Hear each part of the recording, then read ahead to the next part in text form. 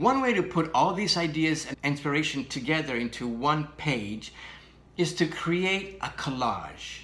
This in the industry is known as a mood board or an inspiration board. The video you're about to watch is a preview from one of my fashion design courses available on Fashion Premier Academy. Click the link below. Roll it! Here are some examples of mood boards. As you can see, they're all different. There's no two alike.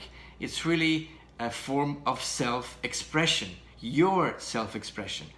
So what I want you to do is to look at magazines and start cutting out images that inspire you. Not just pictures from magazines, but also things that you like. Maybe you'll come across a button that you really like, that really inspires you, or a piece of fabric, or a swatch, or a flower, or a petal, something from Instagram. Anything goes. Defining your style, your own individual, unique style in fashion designing.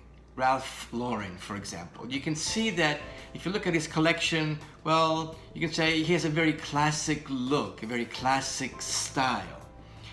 Then you look at someone like a Betsy Johnson or a Vivienne Westwood, which are more avant-garde, more edgy.